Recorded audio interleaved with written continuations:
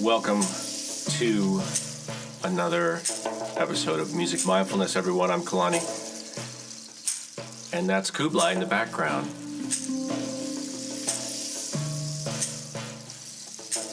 We dog sit in our house, and Kublai has separation anxiety, so I'm the only one home right now, so I put him in here with me today.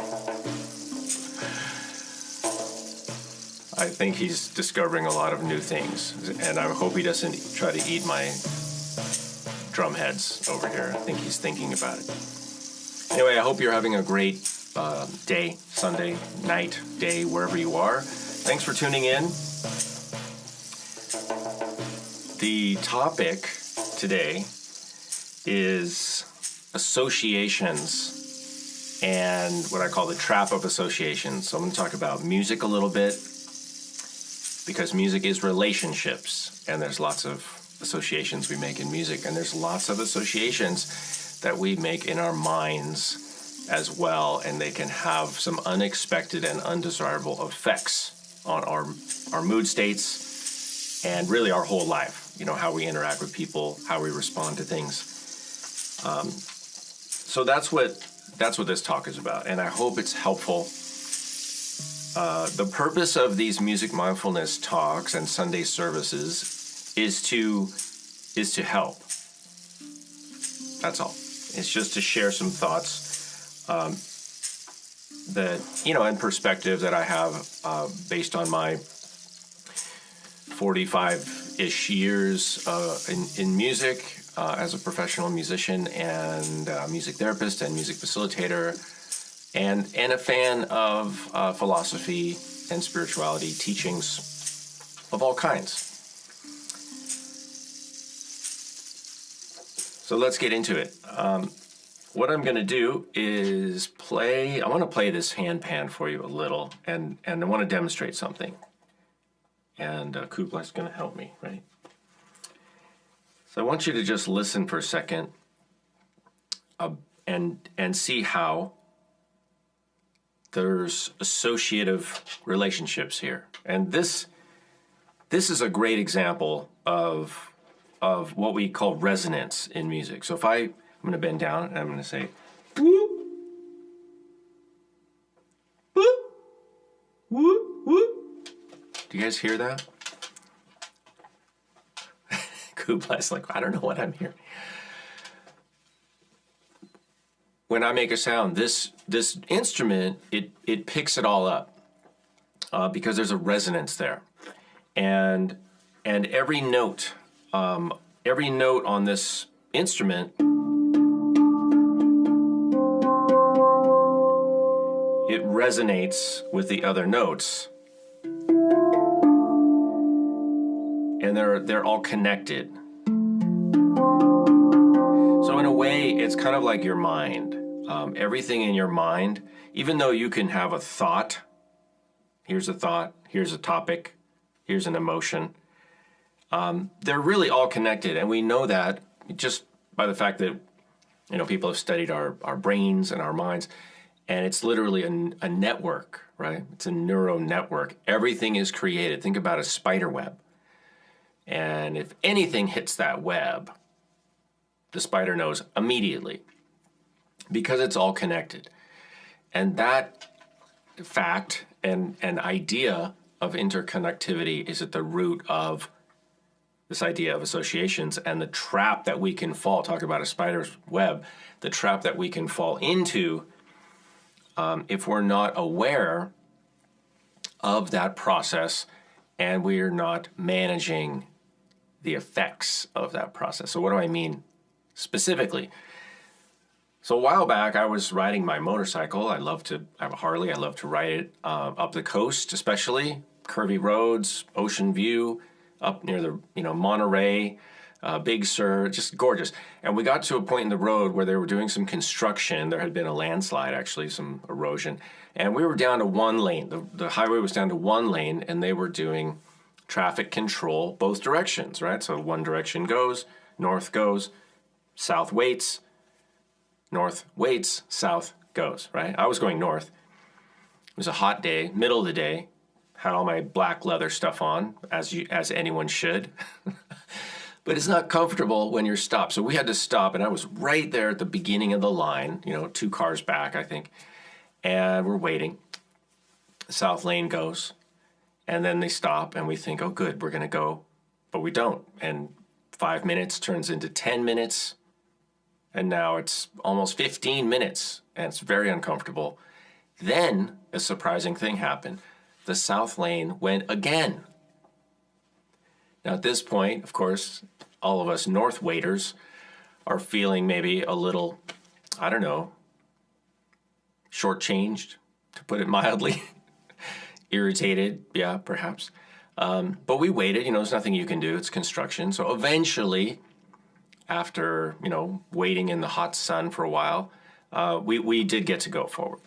Now, the interesting thing that was happening with me is that once I got back on the road, I found myself thinking about some past conflicts that I had, some past relationships where I wasn't thinking about those before. And I didn't want to be thinking about them because they weren't something that, it makes me feel like I want to feel. I want to be enjoying the scenery in life, just as we all do. I want to be having a nice time.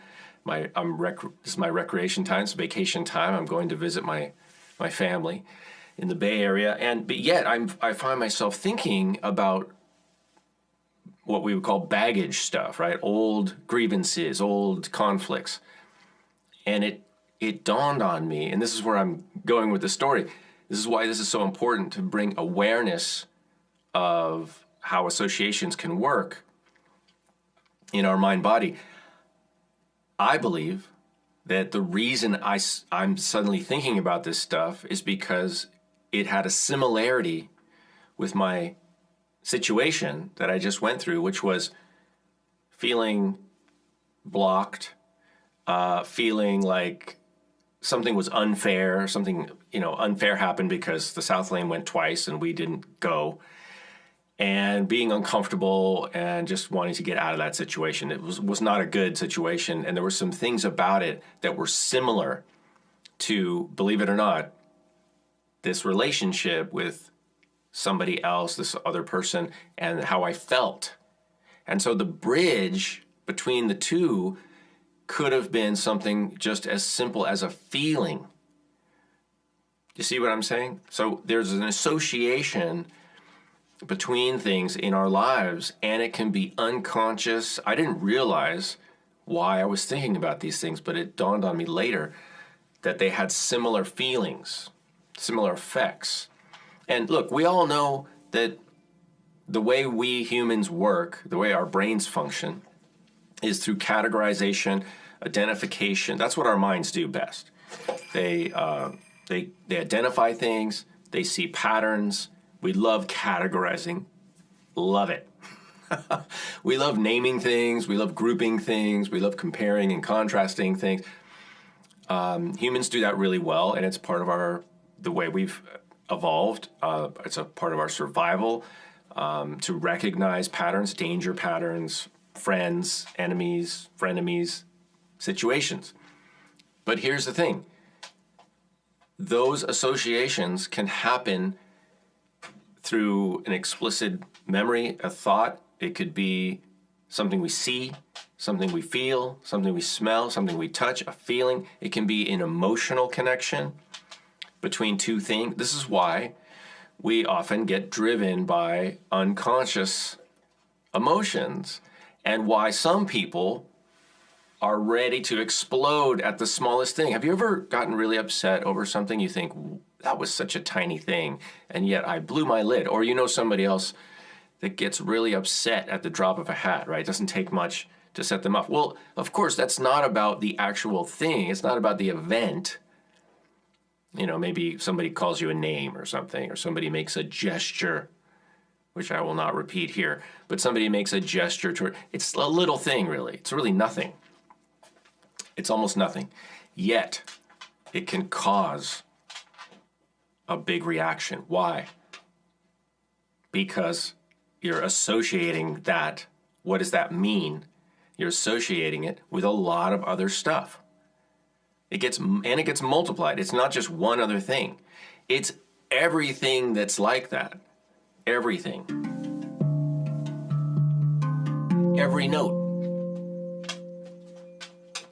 And that's the key to not falling into the trap, is to know that. It's to be aware of that. If you're aware of how you might be associating a certain thing, for example, somebody says, okay, you're going to wear this necktie, and you have an adverse reaction to that. You say, I'm not putting anything around my neck. Are you afraid of being choked? Are you afraid of somebody putting a collar on you and controlling you? What is it? It's not the tie. It's not putting a tie on. It's a pretty benign action. It's, what does that mean to you? And what past experiences or imagined experiences or imagined future experiences are you associating with that in that moment? So this is really, really, really important if you want to feel more how you would like to feel in life. You need to be aware of how your own associations are pushing you, driving you, manipulating you, or changing your feeling state, changing your attention, maybe shifting your attention to memories, past memories that, are simply you're reminded of, you associated. Not you have associated. You're not consciously doing any of this. And that's the other big point to remember, is a lot of this is unconscious or subconscious. That's the opposite of mindfulness.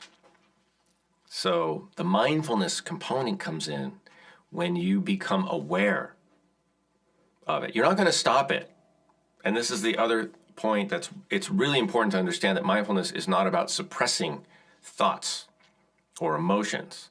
That is a losing game. Never try to do that, I recommend.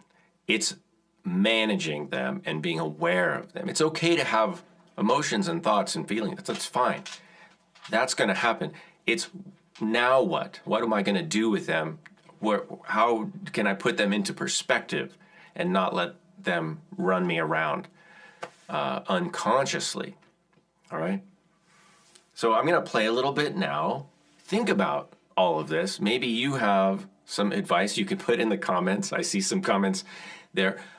By the way, this is, this music mindfulness talk. All these talks are really about some kind of subject like this related to music.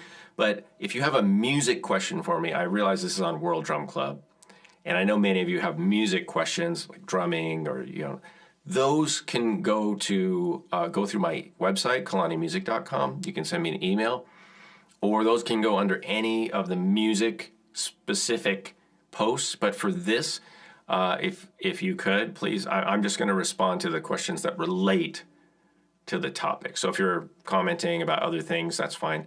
Or if you have questions about other things, that's fine. But I'm probably not going to respond to those here during this, because this is about associations right now. I'm going to play a little bit. I don't know if we'll see what Kublai does.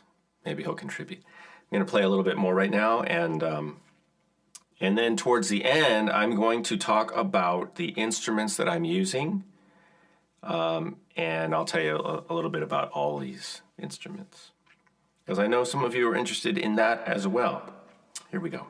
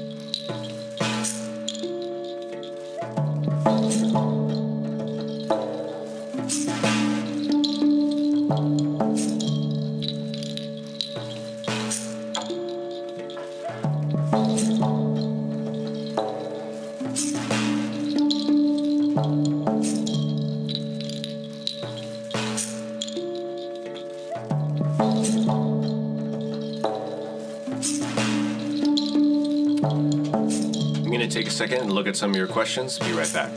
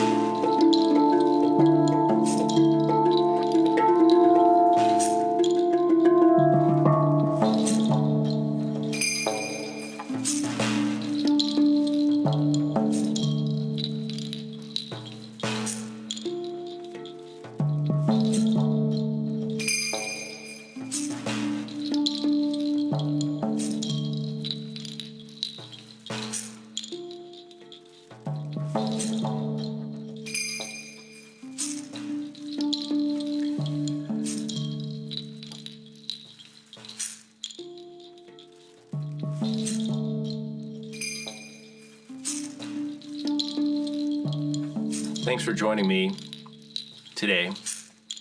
I appreciate you guys dropping by, and if you found anything in this helpful, if you could just do one thing for me, and that is to share it or recommend it. I'm going to be doing my best to make sure I have something every week for Sunday service. It's just me producing this, so I'll do the best I can. I don't have a team. I have Kublai for another week. I want to thank the contributors to this video who made these instruments. I just want to recognize Gabrielle and the team over at WePlayWellTogether, and the people at Metal Sounds for making this Spacedrum handpan. You can find out more about this instrument at WePlayWellTogether.com. Pat Heron for this D bass flute. Brent Haynes at Wood Sounds Flutes for this high D flute. Whoever made all these other instruments. Some percussion, light percussion. Cooperman Fife and Drum Company for making this Bendir. Amazing instrument. And I want to thank Cameron Gray for allowing me to use his beautiful artwork. If you'd like to find out more about the artwork, lots more over at parablevisions.com. The artwork of Cameron Gray. Thank you. And thanks to you for showing up. I hope this has been helpful.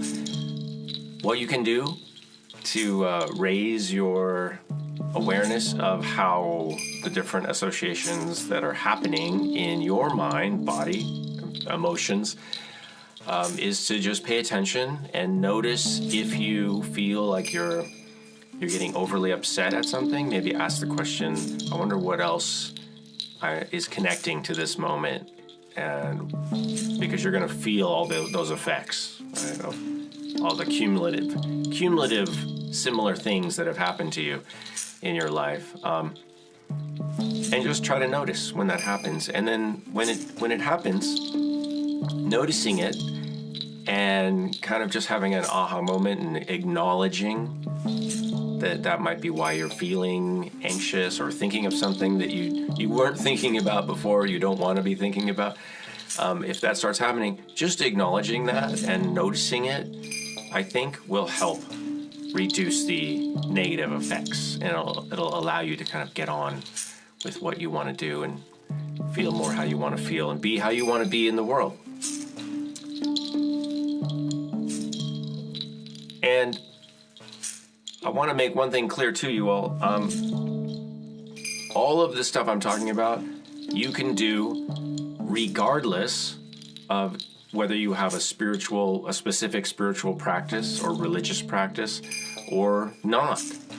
You can do all of this. It's all open and available as a practice to add to whatever else you're doing. All right, and it doesn't conflict with any of that. All right, let's take that thought of non-conflict forward into our week and months and years ahead, and just wish everybody well. Try to be helpful. Do what you can to contribute. You can still argue with people. It's okay. Just don't hate them. Don't hate on people. Everybody's doing the best they can, even if they're doing horribly. All right. Thanks for watching. If you'd like to connect with me more, KalaniMusic.com. If you'd like to connect with me more than that and support this effort, all of the lessons, all the videos at World Drum Club and at my Patreon site, which I'm just adding native flute and ukulele, go to patreon.com/Kalani and see what's over there, including more music mindfulness videos and talks and things on therapeutic drumming, facilitation, whatever, probably anything you're interested in is over there. All right. Thanks, everybody. Thanks for tuning in, and we'll see you next time.